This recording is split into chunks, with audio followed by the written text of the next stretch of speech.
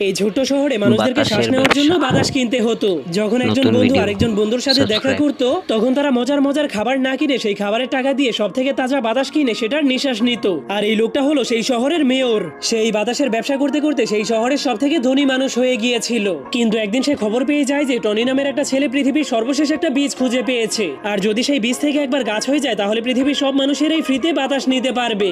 যা হলেই সেই শয়তান মেয়রের বাতাসের ব্যবসা চিরদিনের জন্যই শেষ হয়ে যাবে। এটা শোনার পরেই মেয়র তার বডিগার্ডকে নিয়ে টনি নামের সেই ছেলেটাকে ধরার জন্য জলদি করে তার বাড়ির দিকে যেতে শুরু করে। কিন্তু তখনই হঠাৎ করে রাস্তার মধ্যে তাদের গাড়ি আরেকটা গাড়ির সাথে ধাক্কা খেয়ে যায়। ঠিক তখনই এই সুযোগটাকে কাজে লাগিয়ে টনি তার পরিবারকে নিয়ে সেখান থেকে পালাতে শুরু করে দেয়। কিন্তু তখনই মেয়র তাদেরকে ধরার জন্য একটা রশিযুক্ত বন্দুক দিয়ে তাদের উপর আক্রমণ করে দেয়। যার ফলে তখনই হঠাৎ করে সেখানে অনেক বড় একটা ফ্যান চালু হয়ে যাওয়ার কারণে সেই গাছের বীজটা তাদের হাত থেকে ছুটে একটা বোতলের মধ্যে গিয়ে পড়ে যায়। যা দেখার পর যখনই সেই মেয়রের বডিগার্ড সেই বীজটাকে নেওয়ার জন্য সেখানে যেতে শুরু করে, তখনই হঠাৎ করে সেই গাড়িটা উল্টে যাওয়ার কারণে সেই গাড়িতে থাকা সবগুলো